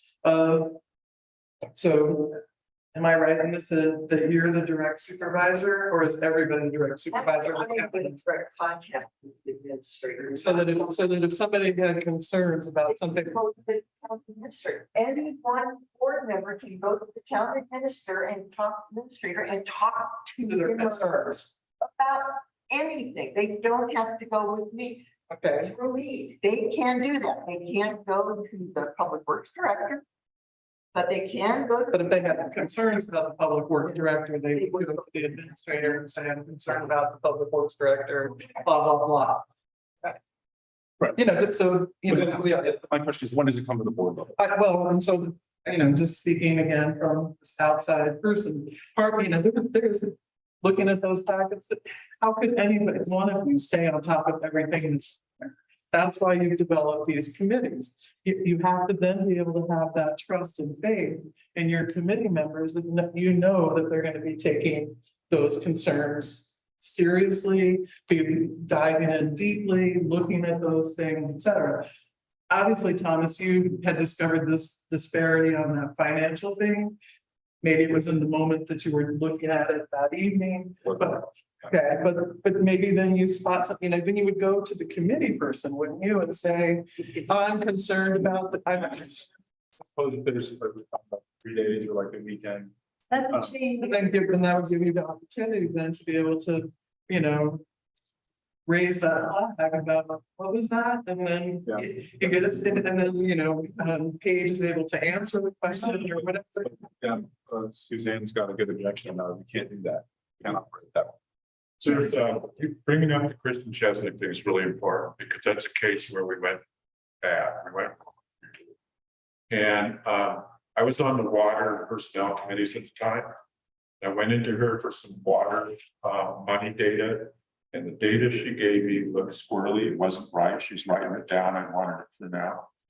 And so I started asking her for more financial data, which really wasn't my job because I was on water and I was also on personnel. And Neil Friedman, the mayor, came to me and said, you're stepping out of line, you're legislative, this is executive branch, this is my branch, you shouldn't be doing it. And so I backed off. It was a mistake for me to back off. I could have saved us a lot of money, hundreds of thousands of dollars if I hadn't backed up. And then there was always the finance committee, which was Brian Ayers and Lucian Cadet. And they, over the period of time that they were the finance committee, did not look at a single bank statement. So going to the finance committee wouldn't have solved the problem either because they weren't doing the job. So the question, and I kept running through my head afterwards, like, what should I have done? I mean, I did the forensics on her computer later, discovered all of the financial records, put it together for the lawyer. But should I have stepped outside of my role knowing something was wrong? This is not an easy decision. And I think in retrospect, I should have just steamrolled through and got the data I needed. And what do you think, Rick? What should I have done? I think that's probably exactly what you should have done, but I was, you know, it's hard for me to just Monday night or Monday afternoon quarterback. Yeah. You know, that I wasn't in that situation, and I remember being on the council and being on committees, and we just kind of let things, a lot of things slide sometimes. Yeah. We didn't have time. I worked a full-time job, 10 hours a day in Aspen, and would take the Tuesday off and drive up here, not eat dinner, and go through the meetings. And I think I made some bad decisions because of that. I was way overtaxed, and that's why I didn't run for re-election. I knew that I was not doing an effective job. So Yeah, I mean, it's hard. I hope I'm more wise now. Yeah, I mean, it's hard for me to imagine the little bit that I know of each of you, that if there were concerns that arose for any one of you, that you would shut up about it, not say something and bring it forward. I think that it's really important, though, to continue to look at how can you be able to become more effective, more efficient, you know, discipline, all of those things, so that this board, this configuration can be working much more effectively. And I've heard some ideas in terms of the packets coming out in time, cut off boundaries, limits around no more information coming after this point. It bumps over to the next meeting when that happens. How can these things then become, in fact, I don't want you just to talk about it. I want you to figure out how to make this happen. Before we leave here, and it's 5:30, so. Thanks so much. One of the things we can do probably, well, a lot of good is get the packet out, make sure the public has the packet in time. And have public input come in. If we got the weekend to go, on Monday, the public input comes in. And that means emails. And we can read all of our emails. And on Monday, you got all day, Saturday, Sunday, and Monday, give us an email. And we limit the active in the meeting talking that tends to go long. And because everybody that speaks part of the public, then the council gets to speak again. And you know, it may only be 3 minutes per person, but you do 5 people, and then you go for 5 more of the council. And it adds up. Here's a half an hour on a single subject. We need to get the meeting to be less than 3 hours by far. Meetings should be no more than 2 hours. After 2 hours, we're in effect. Nobody's really on the top of their game anymore. You know, Ron Rao ran a really well, good meeting. So one thing, and Neil Sweeterman's meetings would go on and on. Everybody got input, but they lasted too long. The difference between those two was Ron Rao knew when to cut off the discussion. That's Mary, you've got to, and that's a difficult thing to do, to know where that magic cut point is, that you're not actually taking away people's voice, but at the same time, you're making things on track and efficient. And I can't tell you how to do that, because I just knew Ron had a magic power for it. Well, and Ron did get a little off track about it. You've got to So that's, More than slightly. right, so that's the thing, is that there's respect too, that when the chair says it's done, it's done, and you don't get arguments from the board, you don't get arguments from the public. It is done, and that's been my big frustration, is because when I do set limits, the board pushes back on those limits, the public pushes back on those limits. There isn't respect for the chair. You have the ability to cut discussion from the public, but from the board, we do a call to question. And Thomas has used that effectively when we're running on. And so, because you really can't shut up the board, because just the nature of the structure. I'm sorry, other than if all of you, you know, I hear a lot about the management of the meeting, and I think that's a very important element. That you have to be a good manager, you have to be running efficiently, but you all, in my opinion, as individuals, also have to be very mindful in terms of where you're going, and if you happen to, you know, run down the rabbit hole, to pull yourself back. And, you know, I mean, that's one of the things in terms of reading through this code of conduct, is that it would cause every single one of you to be very efficient about what it is you have to say, if you're limited to those two times to speak. One, two, but this call to question, what that is Robert's rules of order, and it stops the debate instantly. And so maybe we should use more, if one of us sees things running on endlessly, let's just pull a call to question. Takes 2/3 vote to stop the debate, force the vote, and we move on. I'd like to hear more ideas, from David, Greg, or anybody who has. Nobody has board experience outside of this board. Yeah. I consider that basically the same, like, background or like completely different. Right, okay. So are there techniques that you've seen work in the past, or are there other things like that that you can recommend to us? And also before I give up the comp, I think that what happened in the last meeting was Mary did a much better job of leadership, and that expectation changed. And I saw you tell people to politely that the time was up. Did a good job of keeping time. Right, that was the first time I think I've seen you do that.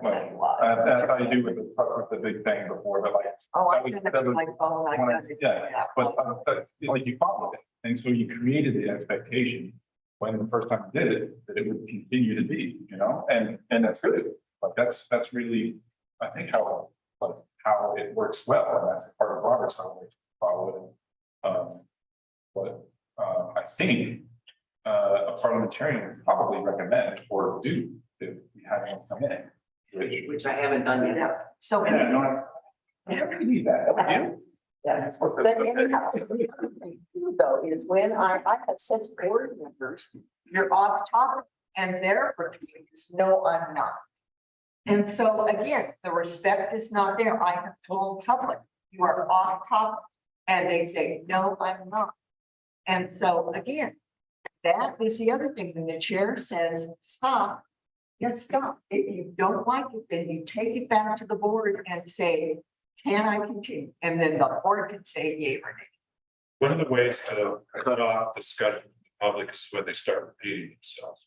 So if person A stands up and says something, person B stands up and says the exact same thing, you know that topic's been exhausted. And at that point, you can cut it off. And the board can always cut off public discussion with a call to question. I want to make sure everybody remembers, we are not allowed to edit or control the topic of discussion.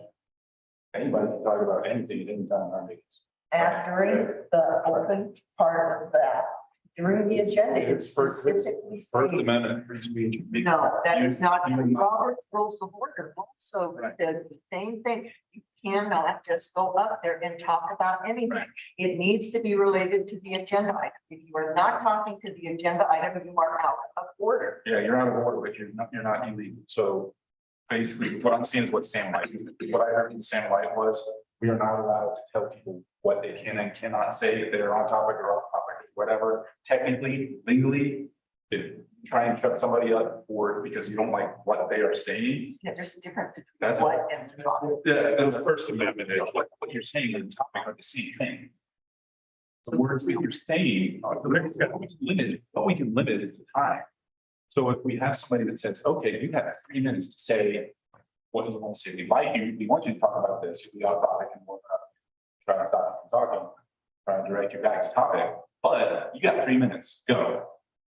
Right, and at the end of 3 minutes, stop, you're done, I'm sorry, you're out of time, right? Next person. And I think if we can stick to that discipline, create that expectation of, hey, we're moving along here, people, right? We can move on to a topic in 15 or 20 minutes instead of 45 or an hour. So Rick got some suggestion, I'm curious to get it. What I think, what we came here to do was to look at some way to get some self-discipline here. Yes. And that's what this document is. It's, we clearly state what we want to do, how we want this to work. And then we all mutually agree that this is what the framework where we're going to work on. And I'm willing to,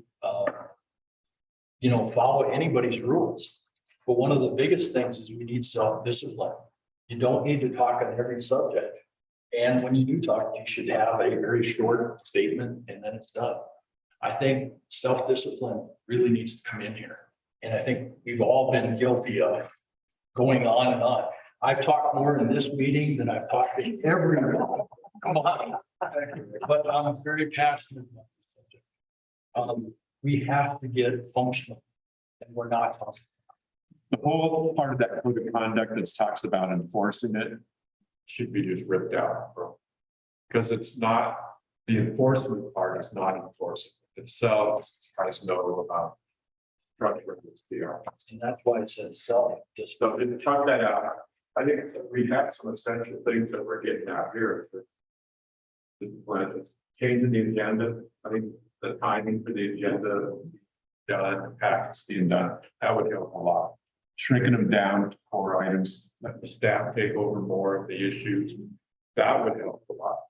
And use, if staff has something they think is squirrely, it's gonna cause them grief, let them kick it to committee and let the committee take the grief and then move it up to the board. So and that's kind of the art form that Corinne has to learn, which is how can I unload the hot potatoes? Like I said, do you, We don't have ground rules. So that's not talked about ownership. That's classic. Anyone say, what are the expectations?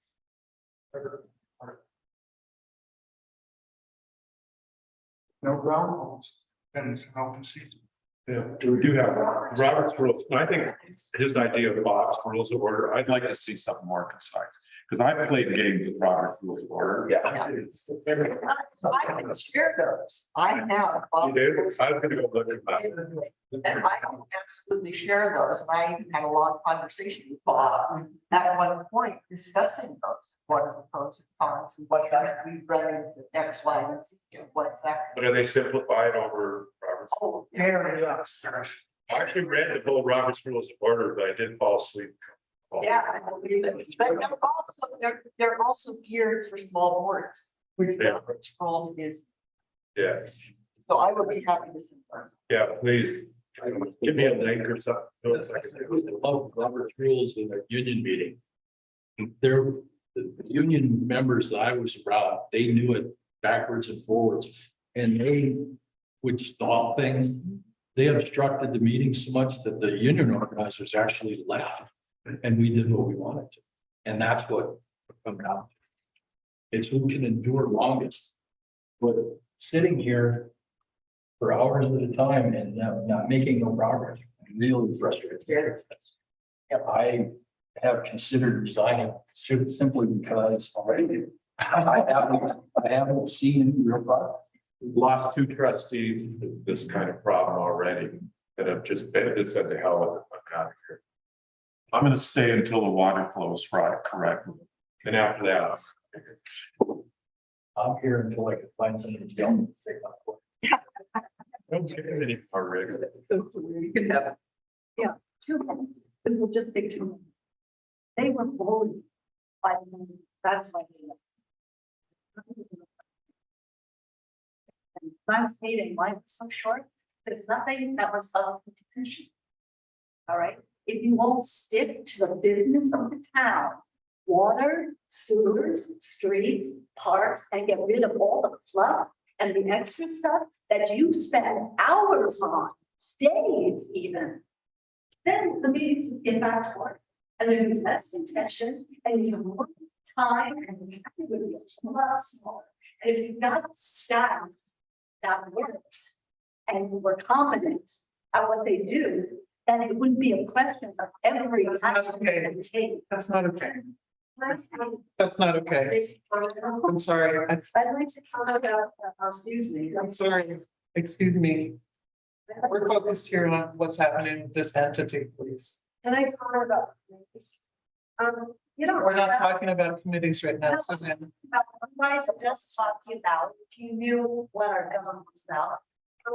We don't have a governmental affairs committee or someone that you can bring zoning issues to. And that's been something, you have streets, you have personnel. So where do you address these problems? That city staff is having with things like opponent. Or, I mean, they used to be government affairs. That being said, you're talking about the public comment after the package comes out. Even on Tuesday, when the meetings are on Tuesdays, a lot of times the package will come out on Saturday, Sunday, Monday. So it wasn't an easy fix. I just want, and then also, when does you're saying that we don't want last minute emails, so if you say all email, all the comment has to be submitted by email, and you have Saturday, Sunday, and Monday to read the packet, or when is the when are you going to consider these emails from the public? I just heard you don't like last minute emails. And then another thing is library is closed on Sunday. Library is closed on Monday. It's not always that easy. I don't have Saturday off either. I have Saturday. I have one day off on Sunday. And I mean, and so now I have to like spend it on phone stuff. I don't mind spending it on phone stuff, but it's not easy for the public either. And also limiting all comments to emails is just for the board. All right, that's enough, please. We're gonna come back to the board. Yeah. Thank you. These are things that you thought it was solution, and I'm just responding as a member of the Thank you. public. Thank you. Appreciate your input. Like, It's difficult to try and do this, okay, to keep the focus on what you all as an entity want to do and accomplish. We did not even touch the code of conduct. So I don't know what to do in terms of moving from that. Is this something that, I mean, when I watched the meeting, you know, the last meeting, it looked like this is what was utilized. Much of this in terms of the structure. Maybe Bob, I'm not familiar with Bob's rules, so maybe that in effect covers the same ground if you adopt that same thing. But again, I don't want you to leave this meeting without having some clear-cut ideas about how you all are going to run more efficiently and effectively and accomplish all these goals that are set back there. If I could, I'd like to make a proposal. We can't do a motion, but I would propose that everybody take a look at this document. This is the 06 and do a strike and underline. Add what you think should be in it, take out what you don't want. Because we can't do that here. It's we're selecting on why this work. And I don't know when this can get on an agenda that's later in the last meeting in September. But we also talked about saying when a hard stop on the agenda, that has to be voted on. And all these things that are thrown around, with the staff giving us the staff analysis versus bonds, those are things that have to be done by motion. Right. In my opinion. So I would say maybe let's have a good part of a meeting to talk about our logistics like this, including getting strike and underlines. And and I would just add that it's been a frustration for me that we get some very good emails. They don't make it in the package and hard stop citizen emails. Then those people that can't read it in time to get emails in should be able to speak in public. We can't rely on emails only, but so many emails are not being made available to the public in the package. And not every trustee gets an email from interested public. I received individual ones. So somehow we need to set up a system so those emails become part of the public record. Good idea. As for, oh, go ahead. All the emails I get on my public email for the town, Yes. those are open records. Right, but somebody has to forward them Yeah. to get them. They're not put in the packet when they send them. But the emails that I get, I mean, almost all of them got put in the packet at one time or another. Mine did. Well, They don't. We never used to do Cora. That was never, we were really open with our information, with no barriers in access. We only told them that if you want 400 pages of something, you better reach for your checkbook. Yep. Because of the staff time for it, but that was the only limitation. Everything was just wide open on it. Well, but on request, and you can't do that. But we didn't do it formally, Yeah, I don't think you can do it, not. because that's just another layer of bureaucracy in between the citizens. Well, it might not have been with open meeting laws in effect. Oh, yeah. Oh, yeah. Sunshine law went in effect. If you were gonna say something. Regarding the emails and transparency, it's an idea that was brought up several years ago by my wife when she was on board. Of having automatic publication of emails, which we pitched it, Bo Merlin involved with that in real hard. Sam White was like, I don't see how that works. But there are at least 3 municipalities in Colorado. Yeah, I know that's this part. I think Maybe this is part of Steamboat. But I reached out to the guys to see how they actually do it, because that's the question, like the implementation, the legality of it. You know, okay, well, you have something that's private, you know, or something that's privileged information, you know, or legal advice, something like that. Like, how do you keep that from becoming public? And their IT guy was like, well, if it has the word private in it, it doesn't get put on there. If the perfect, yeah, like if the title says, you know, private or privileged information, or come from the attorney, it doesn't go on there, you know. So the clerk is the only person that has access to it. No one else can change it. So that makes it like they have the authority over all the documents. They have access to everything. He said even he couldn't change anything in there, but it was just a Google News group. Like they just use Gmail for their Google server, for their email server, and have like a newsletter set up so that the public. Can we, you know, as a government? Sure. Right now we use. Yeah, ours is .com.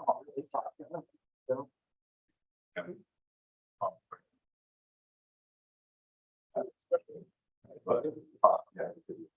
We're doing the solutions right now. Right. At our next meeting, I hope.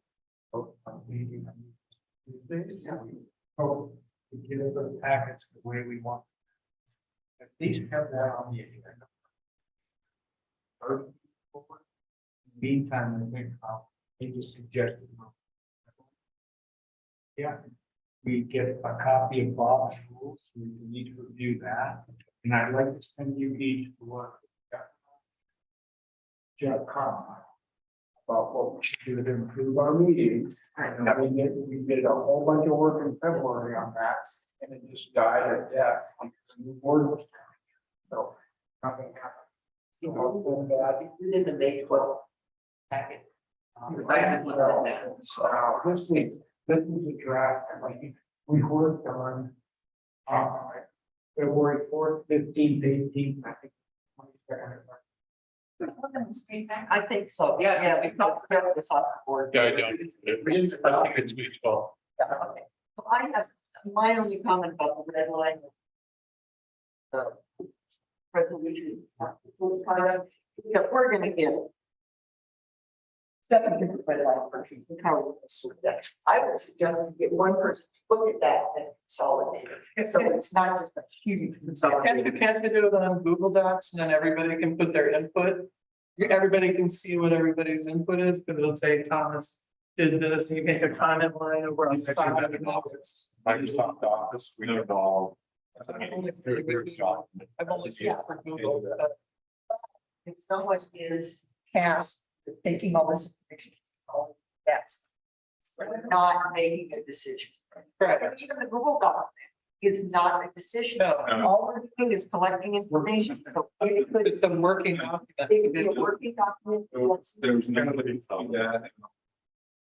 If we're communicating what we want to happen, it needs to be done. in the public meeting. That's- Yeah, The decision is not done in the document there. We can all say we want this, but it still has to be brought before the public, and then we debate it, and then we. It sounds like The most efficient way to be able to. Participating has to be noticed and it's got to be treated like a meeting. Well, It's nice if we could do like what Donna says about the email. We could have open documents that were on the website. We were editing town website. Then where everybody else could have view access, whereas we had edit access, it would be public. That makes sense. And would that make us more efficient to do some work within a town web? Absolutely. absolutely. It would cut the debate. Yeah. 90%. And get all our arguing done with their keyboards. There you go. Yeah, that'd be a good question for our attorney, just to say, hey, while public access, while we do it. Right. You know, to say it like, Right. can we do it this way? There is what's called a was it work object or something like that? Work project. Yeah, work project. You can keep some information to the public with work product. Ron Rao used to do that to hide things. And I say, forget the work product, just put it all out there, let's just hack on it. That's what you got to tell that.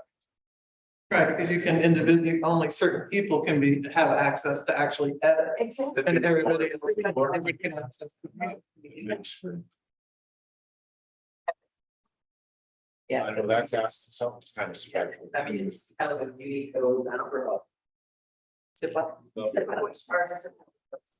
website, I mean, but I know you have the ability to make a document, public document, and then assign specific individuals. When I could administer, which would need to change it. I just need to figure out and talk with them on how you would do that as a living document on the website. Okay, so then last question I have, glad to hear that we have this solution. So we have this, you're making some collective decisions about how you're gonna operate. And I had asked you to come up with your goals of what you would like to see happen with creating the understanding of how you're gonna work together. And now the question is, what will you individually do differently than what you've done in the past to improve things and your workability with each other? Well, I would definitely adhere more closely to whatever rules of order that we adopt. And I will also call behavior that is outside of norms. Disrespectful behavior where we're calling people names, we're calling public names, any of that. Call that as outlined in Robert's Rules of Order, because the speaker has to yield. And I call that behavior. And then if I call it more than once, you take it to the board can take action on that. So I will adhere to that so that we can at least have some kind of respect and civil discourse instead of name calling and disrespecting each other. Okay. Question for everybody. I think we have a game plan already. I think Dave said it pretty well. Most of it said, move meetings to Tuesday, cut down the set some timing for packets, redlining our rules of conduct, so we can start. That can be the document will determine how we work together, and see if we can move to box rules or something that's more simple. Like right there's the game plan, and I'm on board with that game plan. Is there anything else that you would do differently than what you have been doing? As an individual? Then housing. Okay. I'm serious about wanting this on everybody, please. I'm going to be more self-disciplined and not spend my time reacting as much. I'm going to keep my remarks to a sentence or two. And I'm going to try really hard to compromise, because we need compromise. We can't just be all rigid.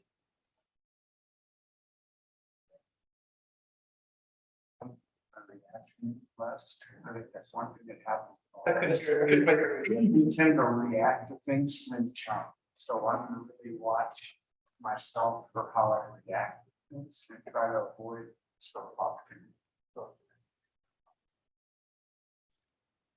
And I just want to like ditto what everybody's saying and respect when Mary says you're out of order.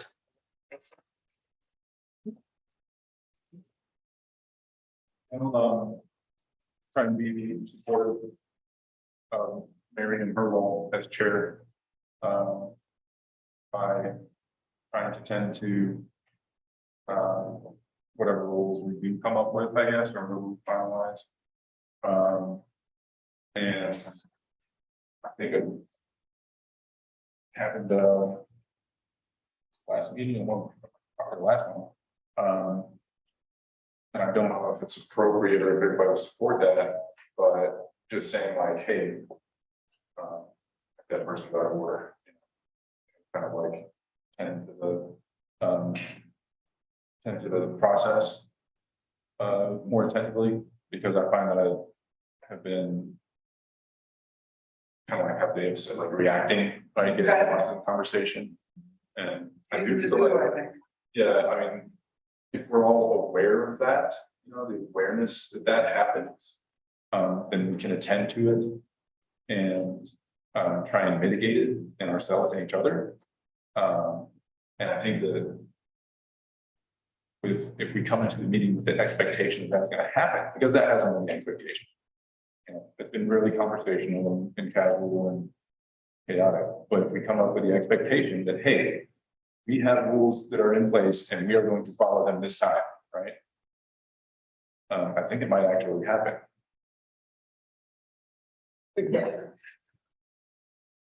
John? We do have a plan, and I'm sure that's not the end of it. There'll be lots more. And also you're an area of seriousness here.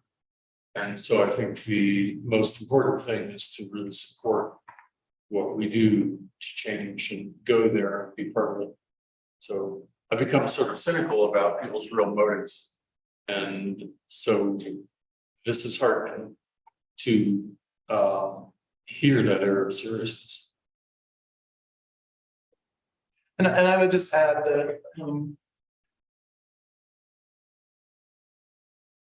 whenever policy is involved, it's really difficult to, although very important, to be mindful about what the implications, fallout, consequences are of establishing policy.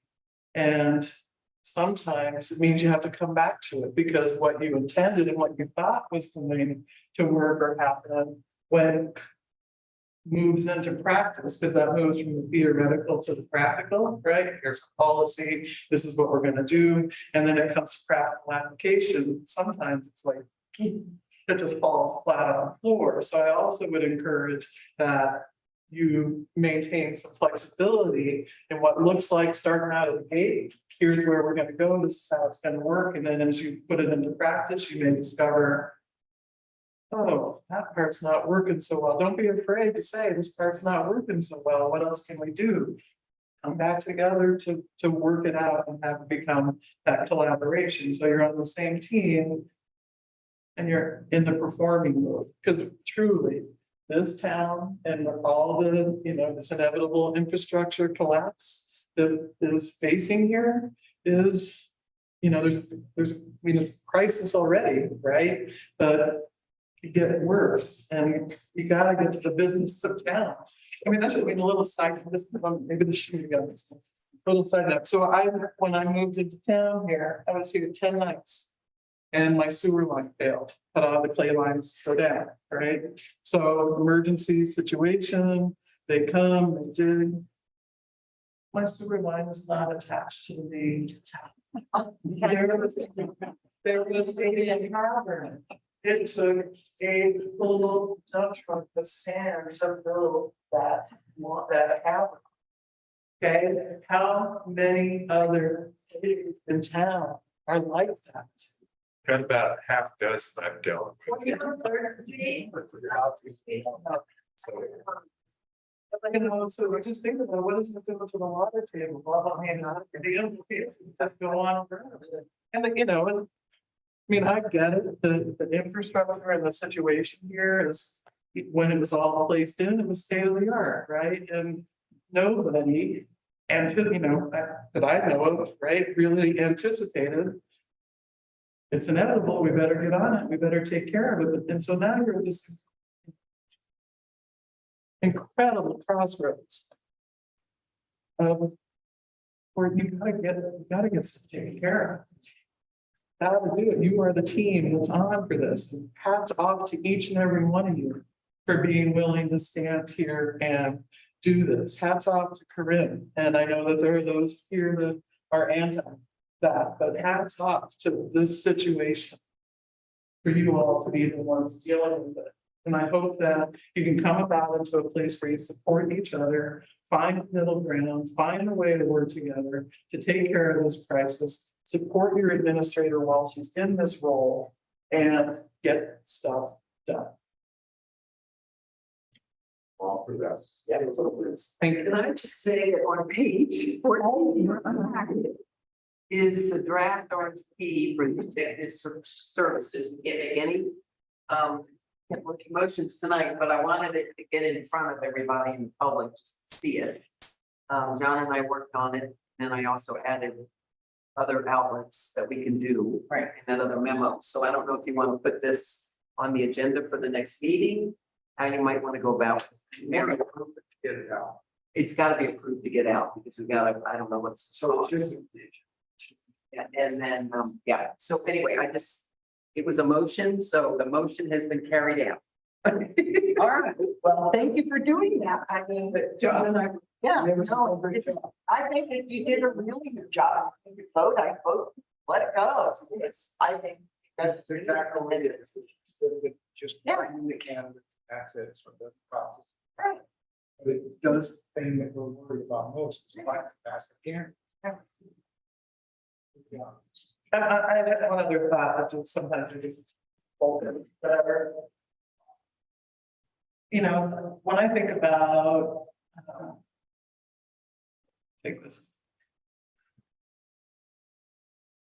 In looking at this community and everything that's happened in this community, and I'm talking about from the Montessori school to the Elks, to the ditch companies, to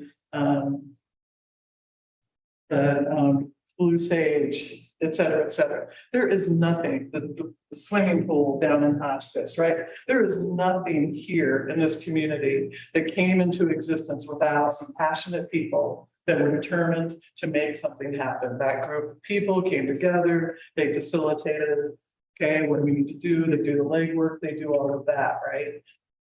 And eventually what happens is the community comes behind it and then, you know, things become institutional, right? Vision, for example, was a whole bunch of hippie homeschoolers that were like, I'm not going to school. Well, now look, it's totally incorporated into the school district, that program. Okay, in my opinion, the crisis that Paonia faces is an all hands on deck situation. And what you want to be able to do is bring in as much, there's a wealth of expertise, there's a wealth of institutional knowledge out here in terms of being able to help facilitate and take care of the crisis of the infrastructure that's here right now. And you all want to attract those people. The greater you work together, the more attractive you're going to be to bringing in these other resources that we have available here. So it'll make your job easier in the long run and make things happen and get it to happen. So don't lose sight of that, because that is the rural way of life. That is rural culture, is everybody, we're in it together and all hands on deck, take care of what needs to happen. Please don't lose sight of that. Yeah. I just wanted to make sure that we all understand that this is a different operation than not-for-profits. We have a different mission and a different life cycle, different funding, different obligations, laws that apply to what we're doing here. Does that mean that you couldn't use a government grant writer that is well versed in all of that? So, I think it's pretty clear that's not what I said. I'm just trying to understand what you're saying. What I'm saying is that with town operations, it is always all hands on deck. It is never anything other than that.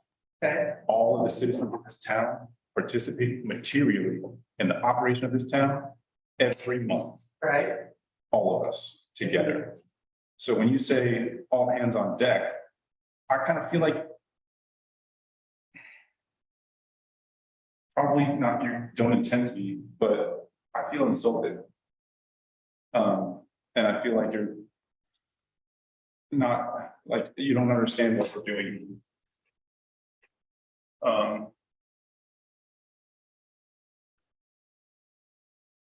Yeah. Help me.